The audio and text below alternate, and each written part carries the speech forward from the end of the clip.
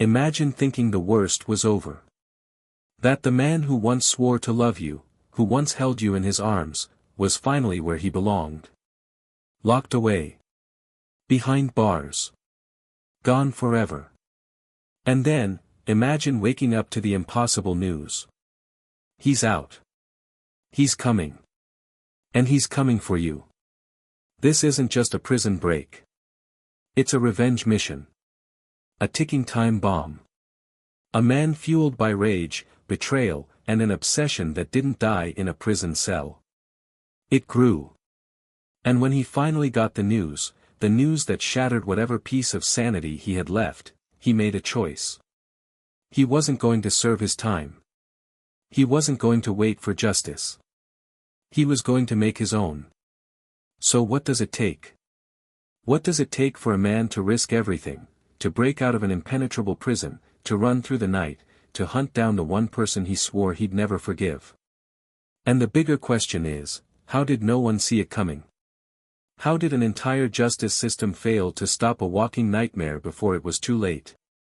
Tonight, we're diving deep into one of the most chilling revenge stories ever recorded. A story of love turned to obsession. A betrayal so brutal, it pushed a man to escape the impossible.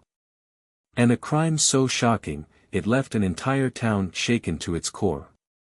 Stay with us, because this is a story you won't forget.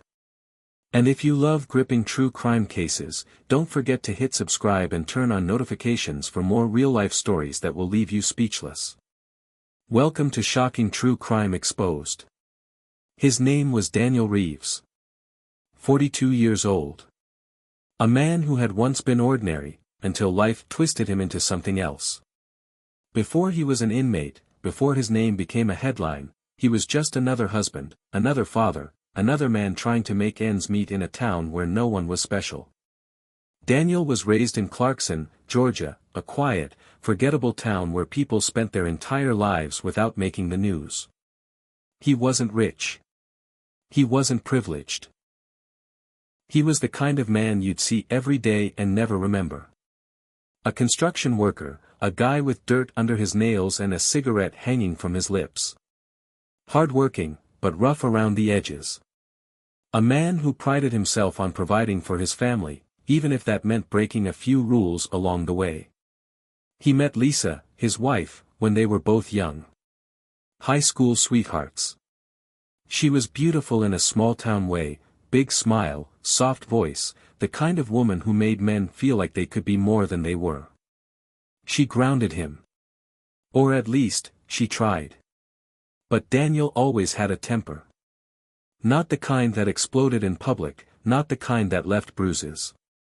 No, his anger was quiet. It burned slow, deep inside, until one day it became something no one could ignore. The crime that landed him in Central State Penitentiary wasn't a mistake. It wasn't an accident. It was a choice.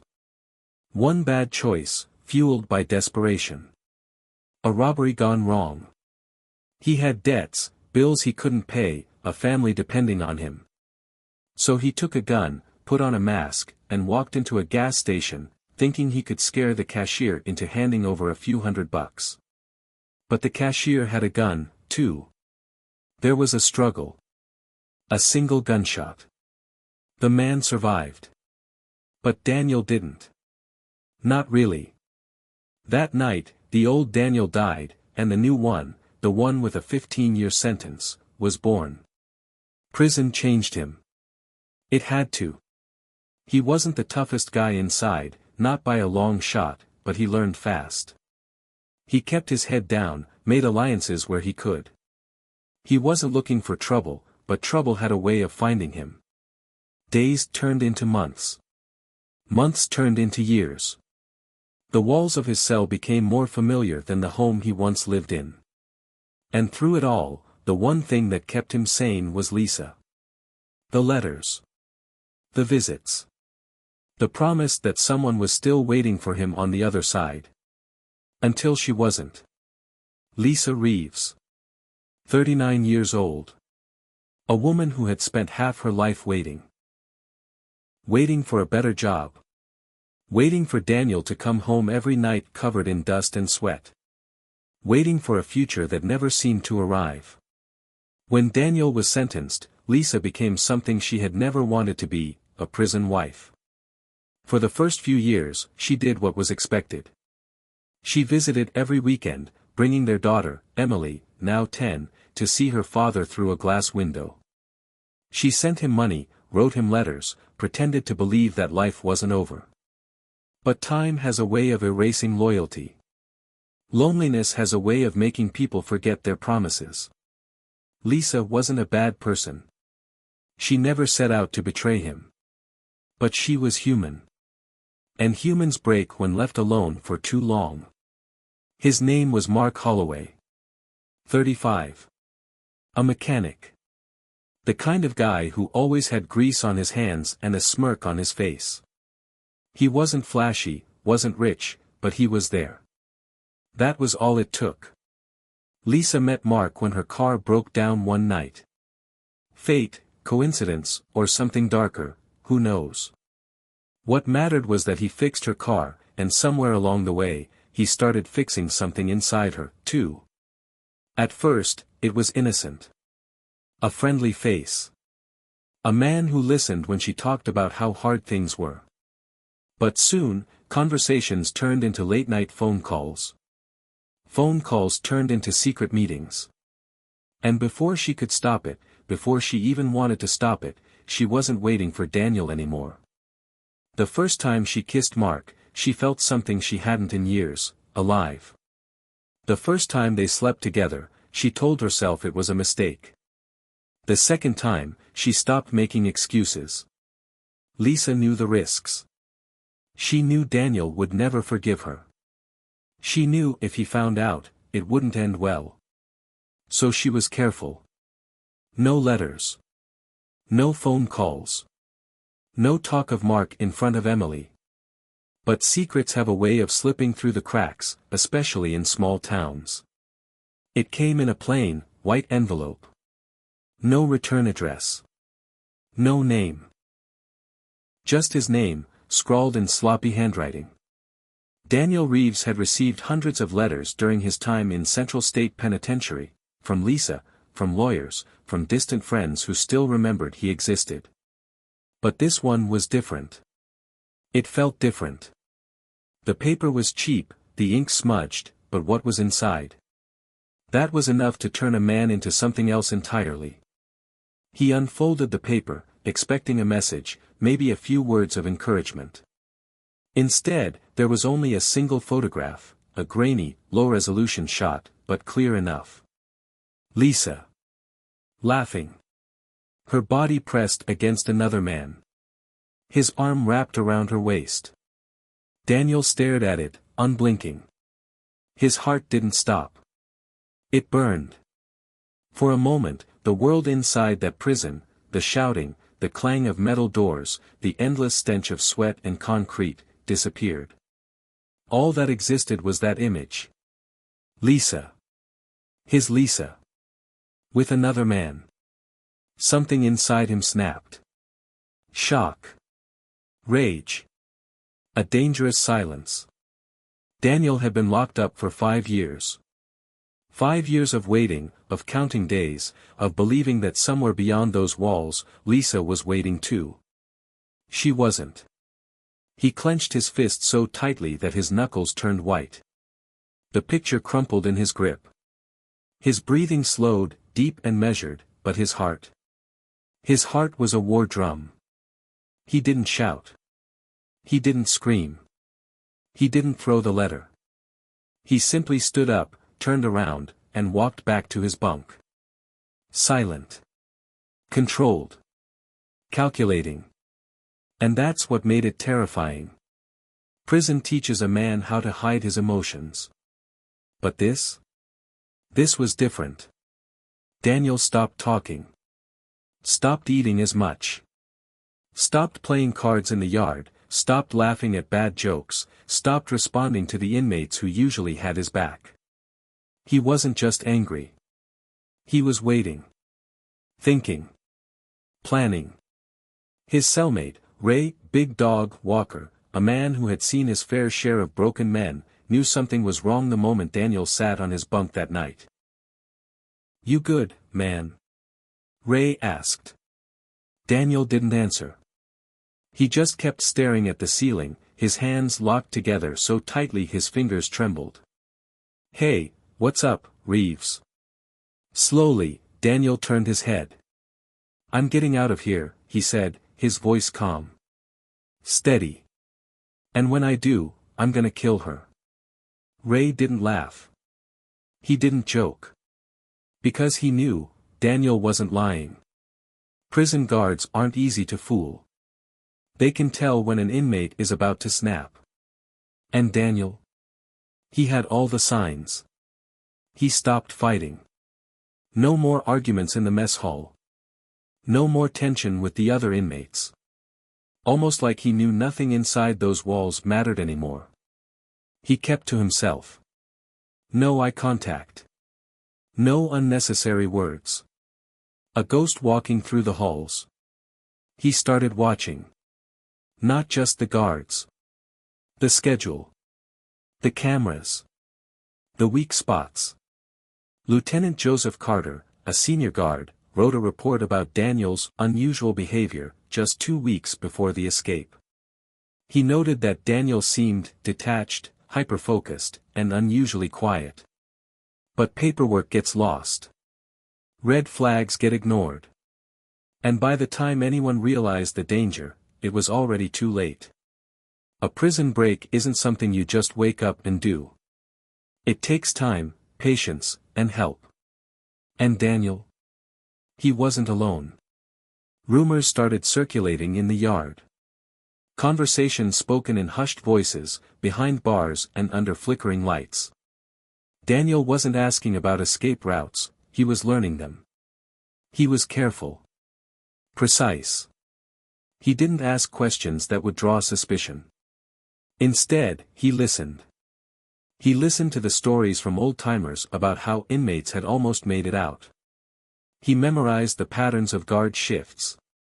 He observed the blind spots of the security cameras. And then, one day, he asked a single question to the wrong person. How fast you think they'd notice if an inmate was gone? One night, after lights out, Daniel's cellmate heard him muttering to himself. It wasn't loud. It wasn't frantic. It was measured. Determined. She thinks I'm gone. She thinks I'm stuck in here forever. But she don't know me. She don't know what I'd do for her. A pause. Or to her. That was the moment Daniel Reeves stopped being an inmate. He wasn't serving time anymore. He wasn't waiting for parole. He was hunting. And nothing, not concrete walls, not security cameras, not locked doors, was going to stop him. What happens when a man with nothing to lose decides that prison bars aren't enough to keep him in? What happens when anger turns into obsession, and obsession turns into action? Daniel Reeves wasn't just planning an escape. He was planning revenge. And the people in his way? They had no idea what was coming. He wasn't just breaking out. He was breaking free, with one destination in mind. And when he got there, Lisa wouldn't be able to run. For weeks, Daniel Reeves had suspected it. He had read between the lines in Lisa's letters, noticed the gaps in her words, the forced reassurances that she was still waiting. He could feel the distance, even through the ink on the page. But suspicion isn't certainty. And suspicion, no matter how strong, doesn't burn like proof. Then came the photograph, the one that changed everything. But one picture wasn't enough. Because that's how the mind works, isn't it? It wants to believe there's another explanation. It wants to believe there's still hope. Daniel told himself it was a misunderstanding. That it was old, before his sentence, before everything. That maybe, just maybe, someone was trying to mess with his head. Until the second letter came. This one wasn't anonymous. It had a name at the bottom, Ricky Malone. A guy from the outside, someone Daniel knew from before. A guy who had no reason to lie. And the words inside.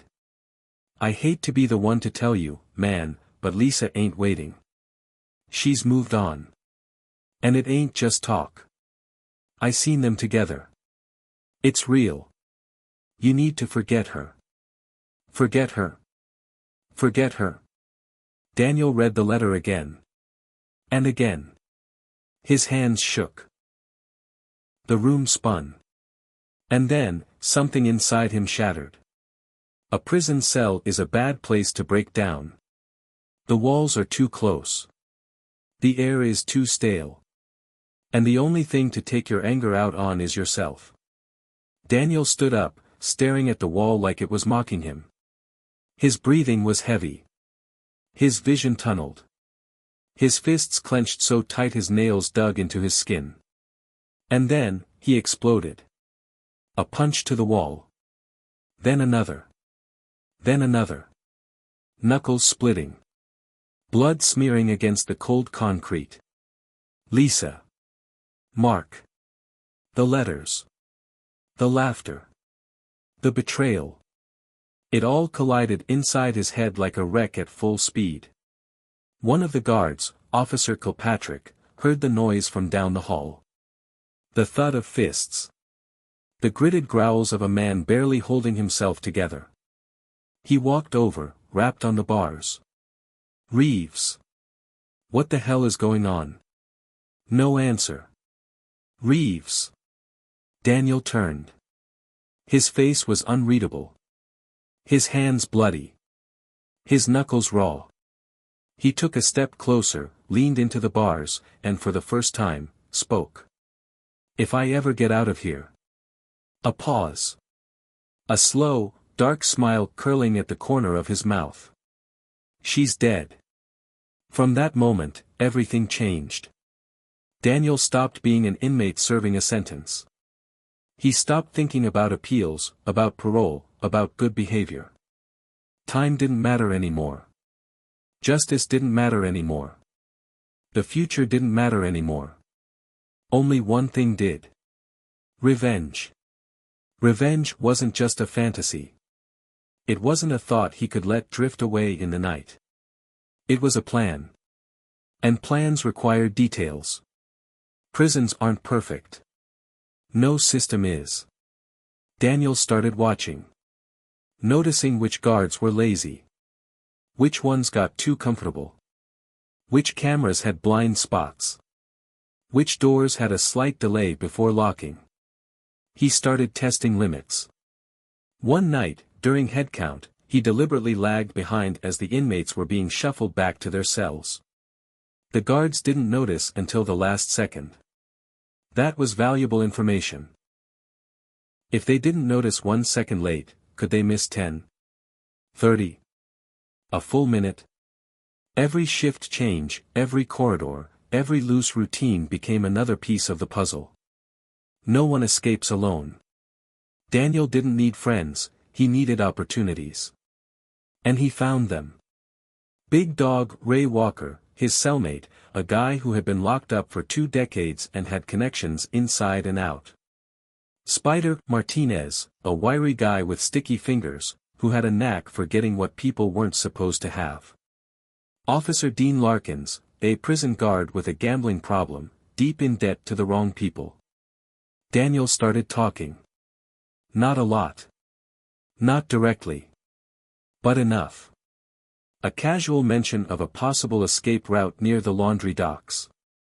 A subtle question about how fast someone could disappear once they were outside. A friendly reminder to Larkins that prison paychecks don't cover gambling debts. And just like that, the pieces began to align. A prison break isn't just about how, it's about when. Daniel needed a distraction. A reason for the guards to look somewhere else while he disappeared. He found one. A prison riot was brewing. Small fights had been breaking out over the past few weeks, territory disputes, drug trades gone wrong. Daniel didn't start the fire. He just fanned the flames. A whispered word here. A pushed elbow there. A nudge toward violence. By the time the riot erupted, Daniel was exactly where he needed to be. Far from the chaos. Far from the fighting. Close to his way out. The plan was set. The escape route was clear. The prison was about to erupt into chaos. And Daniel Reeves? He was about to disappear. No longer an inmate. No longer a man behind bars. A predator, freed from his cage. And when he got out, Lisa would be the first person he found. It happened fast. Too fast for the guards to react. Too fast for anyone to stop it. The riot started in cell block C at exactly 8:42 p.m. Fights erupted. Fists flew. Guards rushed in, batons swinging. The air filled with the sounds of shouting, bodies slamming against walls, the sharp crack of a taser going off. And in the chaos, Daniel Reeves disappeared. Daniel had timed it perfectly. While the riot had the guards' full attention, he slipped away, right through a blind spot near the laundry docks.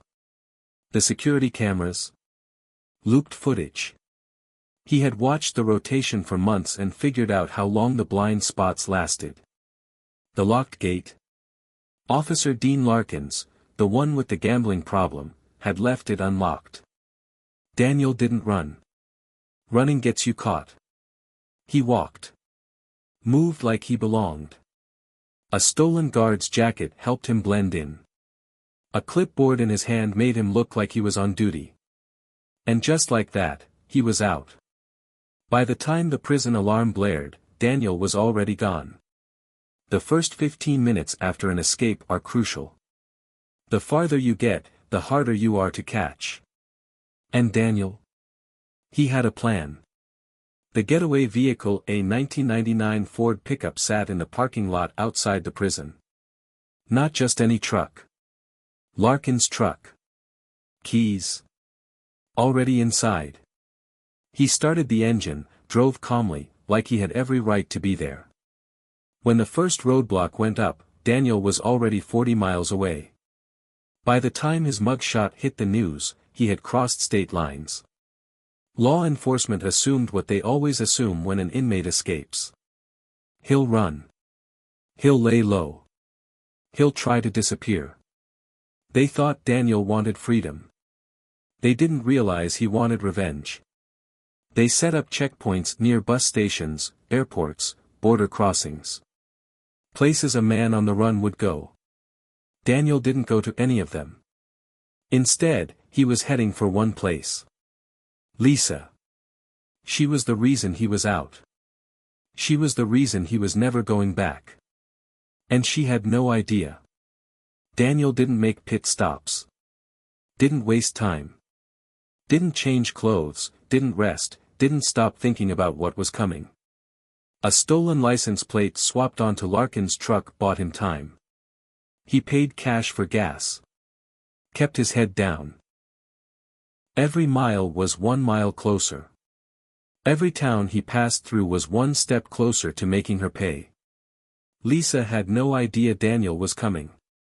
Not at first. That night, she was at home, her home now, not theirs.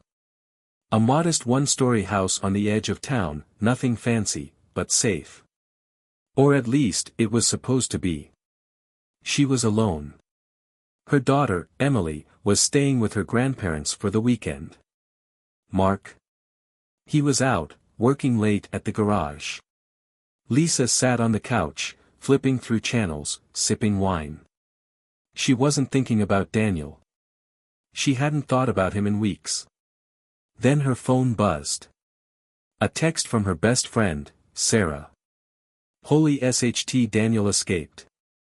It's all over the news. Are you okay? Asterisk. Lisa's heart stopped. She sat up, phone clutched in her shaking hands. The news app confirmed it. Daniel Reeves. Escaped inmate. Armed and dangerous. Last seen headed south. Lisa's breath came in short, sharp gasps. She dialed Mark. No answer. She dialed Emily's grandparents. She was safe. Then, she dialed 911. 911, what's your emergency? My husband. He escaped from prison. I think he's coming for me. Ma'am, are you at home? Are you alone? Yes. Yes. Please, send someone. Stay on the line. Lock your doors. We're sending officers to your location now. Lisa raced to the door, turning the deadbolt. Checked the windows, locked. Her hands were shaking. Her pulse was hammering. Then, a noise. Outside. Footsteps. Slow. Deliberate. She turned toward the window. The porch light cast a long shadow. Someone was standing there. Then, a knock. Soft. Too soft. Lisa froze. A second knock. Harder. Then, a voice. Deep. Familiar. Lisa. She backed away, heart pounding in her chest. Lisa, open the door. She ran. Lisa sprinted to the back door. Tried to unlock it, but her hands were shaking too much. Behind her, the front door crashed open. Daniel was inside. And he wasn't alone. In his right hand, a knife. Lisa let out a choked scream and threw open the back door, but he was faster. He grabbed her by the hair. Yanked her back inside. She fought. Clawed. Kicked. Daniel, please, he didn't listen. All he saw was the woman who betrayed him. All he felt was rage. The knife plunged in. Once. Twice. 3 times. Blood soaked her shirt. Her breath turned into shallow gasps. Her hands trembled as she tried to push him away. Daniel leaned in. Whispered. You were mine. A final, brutal stab. Lisa collapsed. The woman he once loved, gone. By the time police arrived, Daniel was already gone. Mark found her first. Screaming. Sobbing. Too late to save her. The entire town of Clarkson went on high alert. Law enforcement launched a full-scale manhunt. Daniel Reeves was now a murderer on the run. And he wasn't finished yet. Lisa Reeves' murder shocked Clarkson, Georgia to its core. A sleepy town where the biggest headlines were usually about high school football games or weekend fairs, now thrust into the national spotlight. The brutality of the crime, the daring prison break, the relentless pursuit of revenge, it was the kind of story that gripped people by the throat. And now, the man responsible for it was still out there. Somewhere. And every single law enforcement officer in the state was hunting him down. Daniel Reeves had planned his escape. He had planned his revenge. But what he hadn't planned for? What came after? For all his careful calculation, he didn't have an exit strategy. He had spent 5 years in a cage, thinking only about getting out. Thinking only about Lisa. And now she was dead. His reason for running was gone. His obsession had been fulfilled. And now? He was just a fugitive. Daniel knew he couldn't keep Larkin's pickup truck forever. The second Lisa's murder hit the news, cops would be looking for that vehicle. So he dumped it. He drove 15 miles west, found a gas station, left it running in the parking lot, and walked away.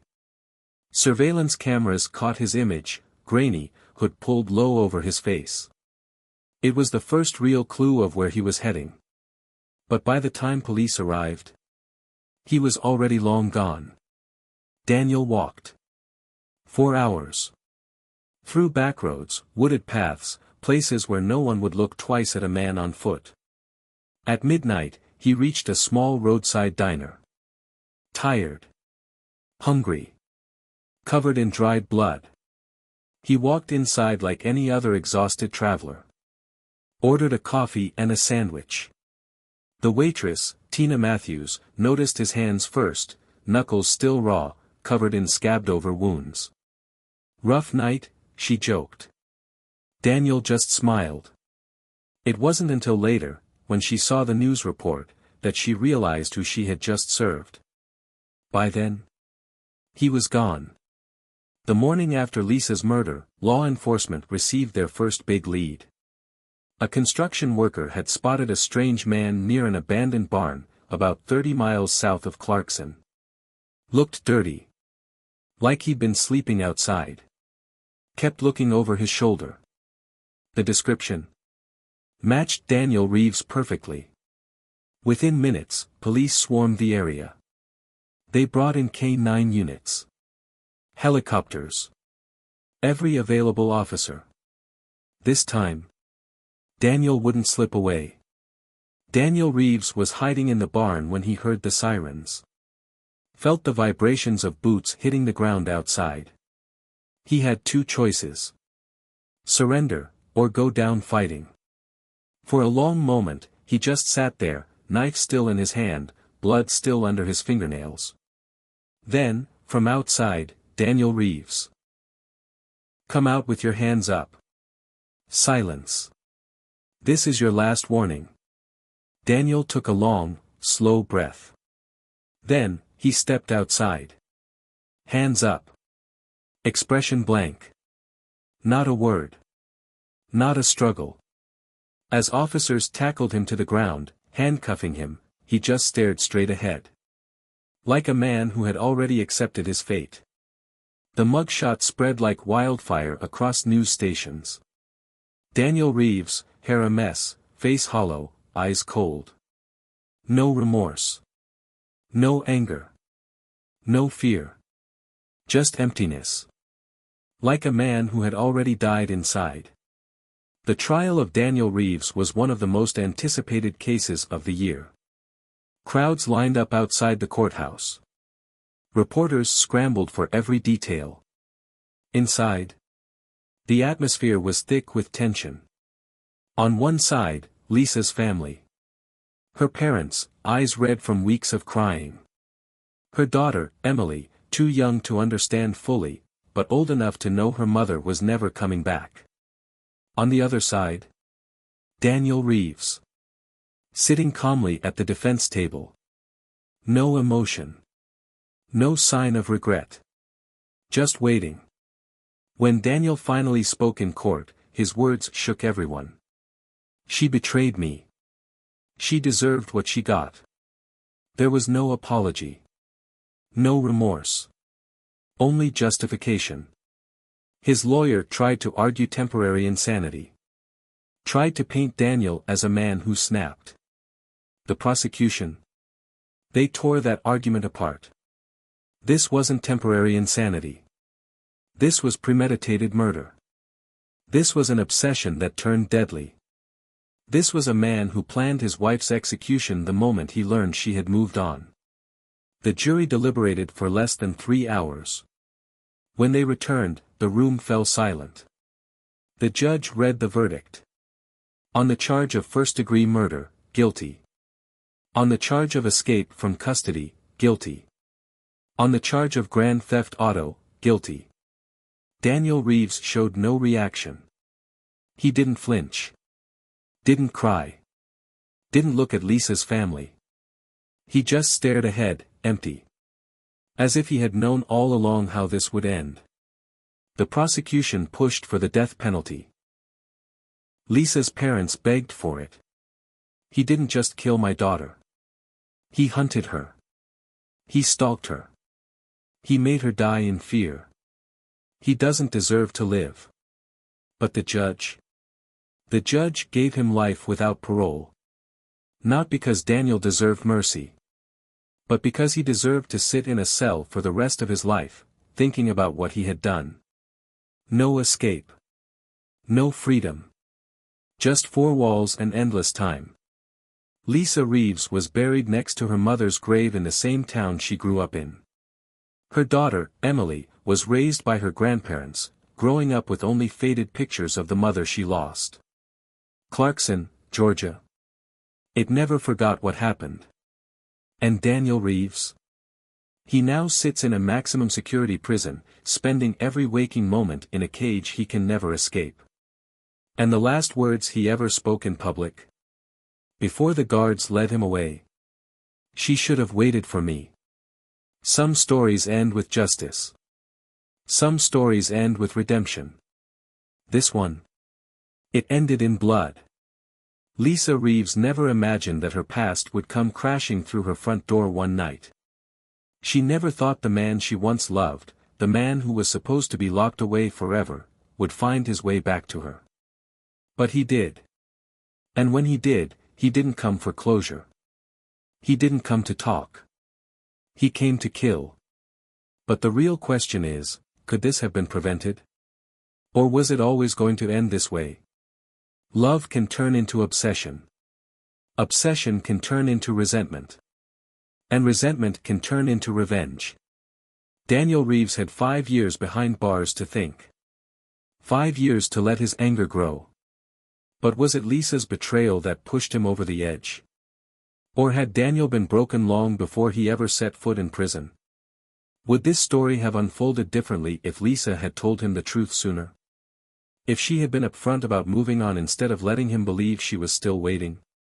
Or did Daniel's deep-seated possessiveness mean he was always capable of something like this? There are no easy answers. Just an undeniable truth, anger mixed with heartbreak can be deadly. Daniel wasn't just another inmate. He was a man obsessed. There were warnings. The violent outburst in his cell. The threats he made. The change in his behavior. A prison guard even filed a report, noting his erratic demeanor. But reports get buried. Red flags get ignored. And no one thought a petty criminal serving 15 years would turn into a murderer. They were wrong. Could better psychological evaluation have prevented this? Could Lisa have been warned? Should someone have seen the danger before it was too late? The justice system doesn't just exist to punish crime. It exists to prevent it. And in this case, it failed. Clarkson, Georgia, is a town that never expected to be the setting of a horror story. This was the kind of place where people left their doors unlocked. That changed after Lisa's murder. Women started carrying pepper spray. People double-checked their locks at night. Trust was shattered. Because if someone could escape from prison, drive into town, and murder a woman in her own home, then no one was truly safe. The prison itself came under scrutiny. How did Daniel escape so easily? How did one single distracted guard allow a killer to walk free? Were there other inmates watching, waiting for their own opportunity? Security was tightened. Cameras were upgraded. Procedures were rewritten. But none of that could bring Lisa back. Some people are monsters. They don't need a reason to kill. They don't need a heartbreak or a betrayal. They just are. But was Daniel Reeves one of them? Was he always destined to be a killer? Or did 5 years of isolation, resentment, and anger twist him into one? If he had never gone to prison. If he had never felt like Lisa was all he had left. If she had never moved on. Would he still have snapped? Or was this always who he was? That's the terrifying part. We may never know. But one thing is certain, Daniel Reeves isn't the only man like this. Somewhere, right now, there's another person obsessing. Another person waiting. Another person letting their rage grow until it explodes. And when it does, will we see it coming? Or will it be too late, just like it was for Lisa? What do you think? Was Daniel Reeves purely evil, or was he pushed to the edge by betrayal? Do you believe in monsters? Or do you believe in broken men? Let us know in the comments. Because in the end, one question remains: if Lisa had made a different choice, would she still be alive? If you found this story chilling, don't forget to subscribe to Shocking True Crime Exposed. We uncover the darkest crimes, the most terrifying obsessions, and the killers that walk among us. Turn on notifications so you never miss a case. And if you're ready for more true crime stories that will leave you speechless, check out our next video. Because the scariest stories aren't just stories. They're real.